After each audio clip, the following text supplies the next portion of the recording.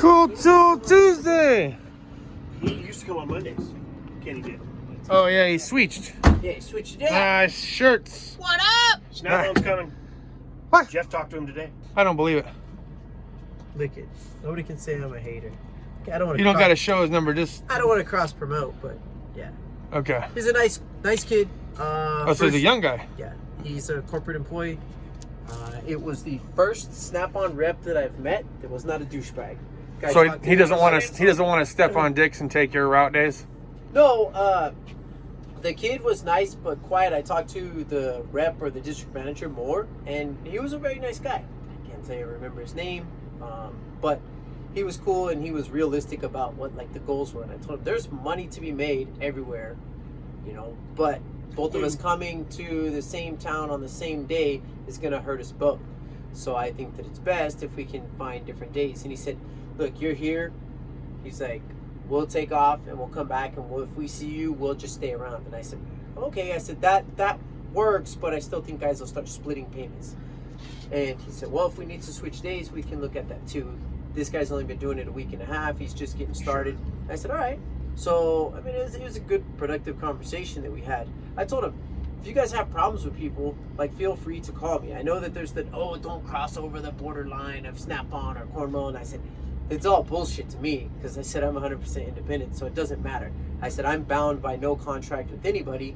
That's what makes it so much fun now. But I said, I also believe in that if one tool dealer is getting screwed by a guy, then it's probably going to get to the next guy, is going to get screwed, and the following guy.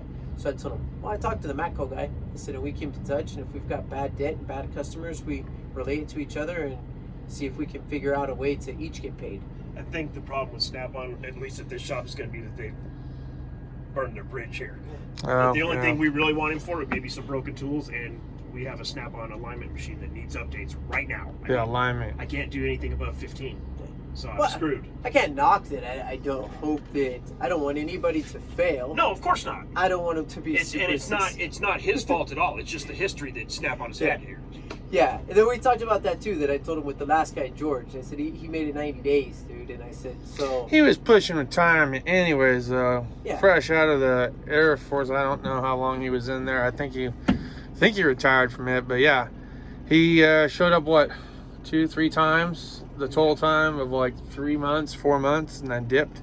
Well, he had a conversation where he called me on a Saturday and said, "Hey, you know what? Guys just don't listen. They're not paying me. Nobody wants to buy." And I said, "Well, Shit's I know expensive. that there's a way." Well, I said, "I know that there's a way that Snap-on wants you to come in and direct people. They want to push you into buying scan tools, push you into credit, push you into big this, big that." I said, so if you go by what they tell you, you're going to have a hard time, because the last guy that left a bad taste in a lot of people's mouths. So you kind of have to go on your own. But I told him the same thing. If you have guys that aren't paying you, let me know. But the two of us running consecutively from shop to shop to shop, Right. you're behind me, I'm behind you, that's not going to work. Right. Ever. And he continued to do it a couple Fridays. A guy at a Harley dealership blew up at him, screamed and yelled. Not the best thing to do. But I heard about it from another guy across the street that heard the guy yelling at him. And then he stopped coming on those days. And it was better for me, for sure, and I assume for him, but that he called me shortly after that. He was saying that people weren't paying. I said, if you've got a problem, let me know who the customer is. I'll let you know how they are with me, and then we can figure it out. His response was, if I can't figure out my business myself, then I probably shouldn't be doing it. Less than 90 days later, I'm like, I don't know. I'm one that's like, use every resource available to try to get your money in. Would you say that pretty much all the tool distributors out there are pretty cool with each other and communicate on a somewhat regular basis with mechanics at shops and how things are going and business-wise and whatnot? Yeah, man. I mean, even with... Do you guys meet at those distributions too? I'm sorry. No, so like with Cornwall used to have quarterly meetings, and the district manager, there would be one district manager that he had his group of guys. Maybe 8, maybe 12. Other district managers would get together with 2, so you could have a group of potentially 35, 40 people that you would have. And then everybody would kind of network within, but you don't hear about anybody going like, oh, well, I talked to Kenny who's from Matco. people are kind of standoffish about that unless you get to know the person beforehand. So like I talked to Kenny when he was a mechanic, but I talked to a bunch of people the whole time I was a mechanic. I would talk to my Snap-on guy, I would talk to my cornwall guy, I would talk to those guys and listen. And then if I heard something that somebody was doing as a shop foreman, I'd be like, hey, this guy's been here 30 days, he's probably not going to make it 45 days. So I wouldn't sell him anything, you know, just wait. Come on up, Tommy. We're just our new Ford. It's our Ford. 10 minutes till 5? And it's our diesel guy too. He's a Ford diesel guy. Oh damn!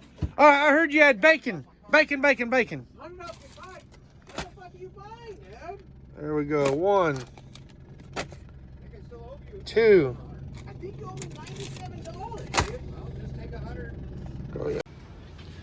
Ah shit! We didn't get a chance to say goodbye, but Jeff knows I love him anyways. We picked up some bags of the jerky and the bacon. It's that time. It is beer 30. We are the fuck out of here. We'll see you guys back in the garage. Talk about this Snap-on thing a little bit more. What's going on, everyone? Justin again, as always. Thanks for watching my channel. Cool Tool Tuesday over with. Getting ready to right into Hump Day. Don't know what Hump Day is going to bring. But isn't it interesting that Snap-on, after almost 2 years of being completely off the books, haven't seen them, haven't even heard a whisper. But today we find out that Snap-on has got a new route runner. So we'll see if this distributor is cool and doesn't mind being on camera. What kind of tools that are new that Snap-on has. If he does seem cool, and Jeff had a chance to talk to him, sounds like it's going to be a cool dude. Seems to be a younger guy, so that might be pretty cool. He might not mind being on camera so much. And hopefully he sticks around a lot longer than the last guy. Now, I know we've talked about saving money and, you know, if you can find it, the same exact product elsewhere or the rebranded product elsewhere to save some bucks, do so. But there are certain things that Snap-on does sell that unfortunately you can't find. Some of their tools that they still have license agreements for, and I'm sure contracts for if they want to renew it, so that way there's no copyright kind of infringement clause or something like that. But look, they got their you know, their flank drive, like the wrenches, the sockets. They got the ratchets are pretty on lock. To be honest, I've had less issues with the Snap-on ratchets overall than I have anything else. And I know Audubon Dan said from day one he can just hear the teeth skipping in my 88 Matco flex head ratchet, but I gotta tell you, it held up for months. Didn't have an issue until today. All of a sudden the mechanism switch that goes back and forth would not fully come over to one side or the other, so I gotta have to have that fixed. Didn't slip a tooth, just won't go into gear, so to speak. Alright, but at any rate, so yeah, I'm kind of excited to see what happens, you know, and then of course we got the Snap-on light that I've kind of been a little bit laggish about as far as buying a battery and charger for, that Dick Skinner hooked us up with. So I'm very excited about getting a battery and a charger for that thing so I can start using it. So that's exciting. The whole thing's actually kind of exciting. Now, I'm not in a huge hurry to go out there and bury myself with any kind of Snap-on credit, because Lord knows I've already talked about clearing up my credit debts with these tool guys, but I don't mind floating a few bucks on the truck.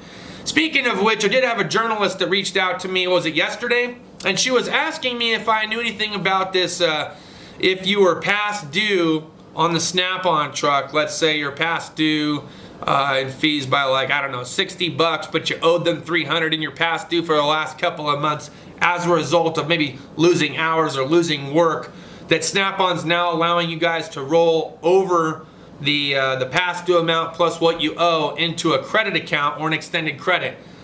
For those of you that do have Snap-on or have ran into that situation, if that's true, can you please put it down in the comments? I'd like to know. I'm sure other people would like to know, because I know that some credit card companies are willing to, like, let you slide for a few months if you actually need it.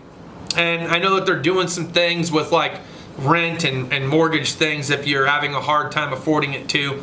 But let me know what you think about the Snap-on extended credit thing, and if they're actually doing it for mechanics or technicians that are past due as a result. So that'd be really good information to know. And hopefully she gets a chance to check it out and see your guys' comments as a result. Thank you very much for watching my channel. I appreciate it. If you liked today's video, smash the thumbs up. If you didn't like the video, smash the thumbs down. Share if you want to share, and we will see you next time. Cheers and deuces.